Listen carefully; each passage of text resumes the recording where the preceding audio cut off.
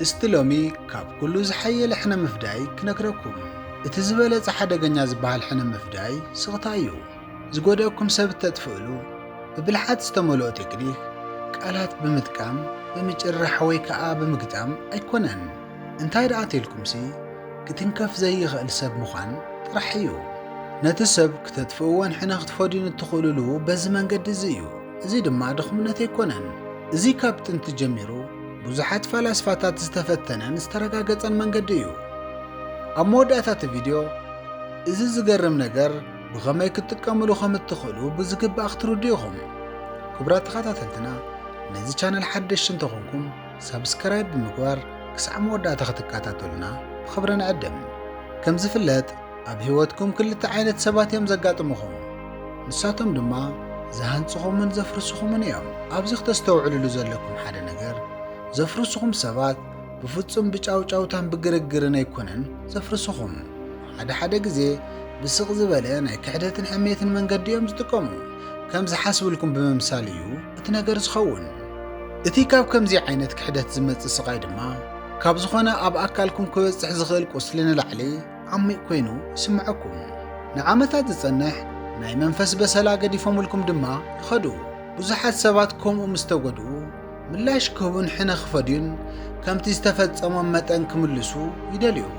ክሳዕ ክንደይናይ ከም ዝተጎድኡን ብጌጋ መንገዲ ከም ዝተተሓሓዙን ንዓለም ከርእዩ ይደልዩ። ግናኸ ኣብዚ ሓደ ነገር ክነግረኩም ብጣዕሚ ብልሓት ዝተመልኦ ሕነ ምፍዳይን ብስትራቴጂካዊ ዝተመልኦ መልስን ብፍጹም ብስጫው ኣይኮነን። ከምቲ ቅድም ዝበልናዮ ብስቕታን ብዕብየትን እዩ። ሽዑ ብጣዕሚ ሓያል ትኾኑ እቲ ዝጎድአኩም ሰብ ዋጋ ክሳዕ ዘይብሉ ዝኸውን ስምዒትኩም ድልዱልን ዘይትንከፍን ይኸውን። ከም ዝፍለጥ ምፍልላይ ማለት ምስ ሰባት ዘለኩም ጥቡቕ ምትእስሳር ምቁራጽ ማለት እዩ። እዚ ኸዓ ብፍጹም ድኽመት ኣይኮነን፣ ብኣንጻሩ ድማ ኣዝዩ ዝለዓለ ጥንካረ እዩ። ናታትኩም ሓይልን ዕድልን ዘለኩም ኣብ ናይ ገዛ ርእስኹም ኣእምሮ ጥራሕ እዩ። ካብኡ ወፃኢ ኣብ ዘለዩ ጉዳያት ግን ዓቕሚ የብልኩምን። ነዚ ብዝግባእ ክትርድኡ ከለኹም ነቲ ወሳኒ ጥንካረ ወይ ከዓ ሓይሊ ትረኽብዎ።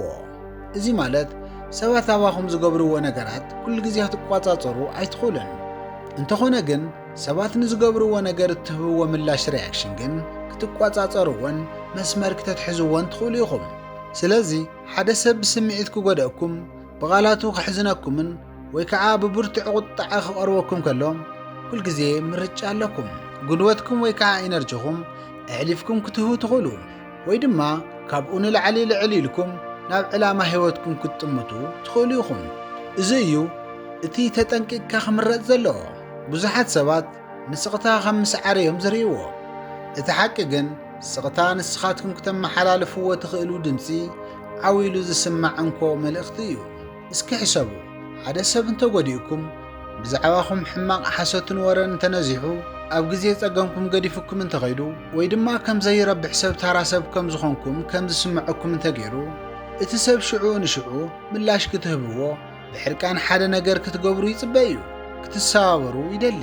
ንስኻትኩም ግን ብኣንጻሩ ክትህብዎ ዝግበአኩም ምላሽ ስቕታ ክኸውን ጥራሕ ዘይኮነስ ካብቲ ከባቢ ምርሓቅ ክኸውን እውን ኣለዎ። እዚ ክኸውን ከሎ ድማ ኣብ ናይ ገዛ ርእስኹም ህይወት ቆላሕታ ክትህቡ ትጅምሩ።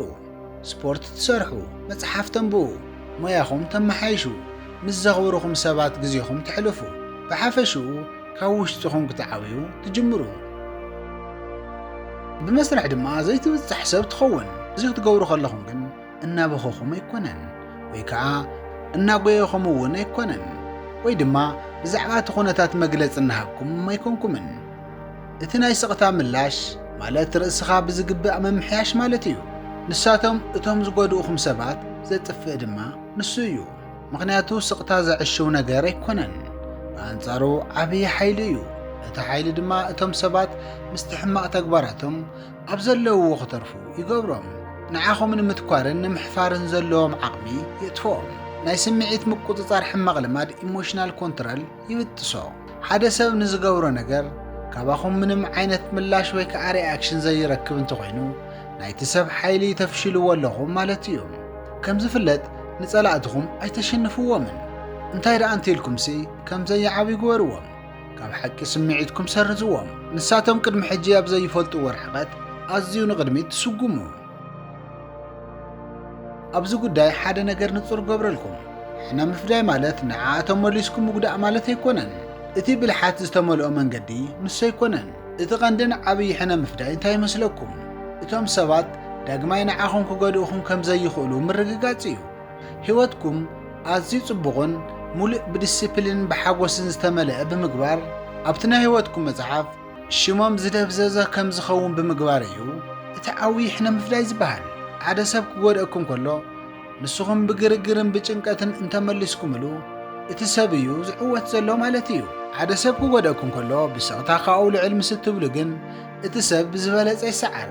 ምኽንያቱ ብዕንቆት እንተሪኢኹምዎ እቲ ሰብ ኣብ ውሽጡ ልቡናትኩም ቆላሕታ ኣቴንሽን እዩ ዝደሊ ዘሎ። ናትኩም ድኽመት ብምግምጋም ንነፍስኹም ክሕጉስ ይደልዩ።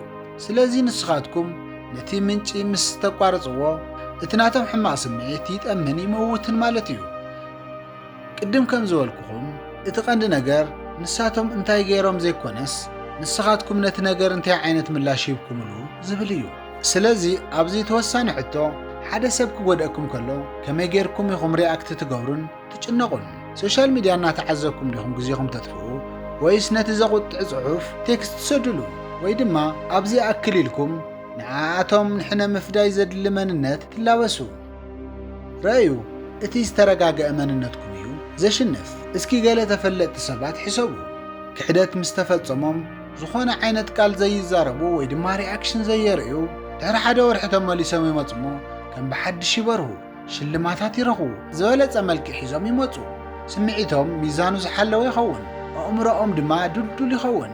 ካብ ዝኾነ ሓደ ቃለ ምሕተት ንላዕሊ ስቕቶኦም ብዙሕ ነገር ይዛረቦም። እቲ ናይ ሓቂ ናይ ልዕልና ጽልዋ ኢንፍሉወንስ ንሱ እዩ። ምላሽ እትህብሉ ብምውርራድ ዘይኮነስ ልዕል ምባል እዩ። ብዛዕባ ክሕደት ዝዛረቡ ጥቕስታት ፖስት ክትገብሩ ኣይጽበየኩምን። እቶም ሰባት ብዛዕባ ዝገበርኩምዎ ነገር ንሰባት ክሓሚውን ኣይግብኦምን። ከም ዝተመለስኩም ዘርኢ ንግግር ክትለማመዱ ኣየድልየኩምን። ካባኹም ዝጽበ ነገር እንተሃልዩ ኣዝዩ ሓያል ዝኾነ ርጉእ ሰብ ምዃን እዩ። ኣዝዩ ሰላማዊ ዝኾነ ብስምዒቱ ዝተረጋግአ ምዃን እዩ። እቲ ምርግጋእኹም ድማ ነቲ ቅድም ኢሉ ክጎድአኩም ዝፈተነ ሰብ ሕጂ ብዛዕባኡ ከይሓስብ ይገብሮ።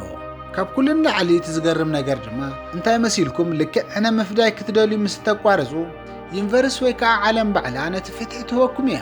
ሕጊ ምኽንያትን ውፅኢትን ኩል ግዜ ይሰርሕ እዩ። ሰባት ዝጎድኡ ሰባት መሊሶም ናይ ኢዶም ይረኽቡ እዮም። ንስኻትኩም ክትርእዩ ወይ ትኽእሉ እንትኾኑ ንስኻትኩም ስለ ዘይረኣኽሞ ግን ኣይመፀን ማለት ኣይኮነን። ብዝግባእ እዩ ዝበፅሖም። ንስኻትኩም ኣብ ምሕዋይኩም ቆላሕታ ክትገብሩ ከለኹም እቶም ክፍኣት ዝገበሩኹም ሰባት ድማ በቲ ባዕላቶም ዝረጨውዎ መርዚ ይሰቃዩ። ንስኻትኩም ልዕል ክትብሉ ከለኹም ንሳቶም ኣብቲ ዘፃወድዎ መፈናጠሪ ተዓፅዮም ይተርፉ። እቲ ብልሓት ዝተመልኦ ስቕታ ድማ ንሳቶም ክመጽእ ኢሎም ዘይተጸበይዎ ፍትሒ ይኸውን። ስለዚ ካብ ሕጂ ንድሓር ሓደ ሰብ ክጎድአኩም ከሎ ገዲፍኩም ወኺዱ። እዚ ድኹምነት ስለ ዝኾነ ኣይኮነን፣ እንታይ ደኣ ብልሓተኛ ስለ ዝኾንኩም እዩ።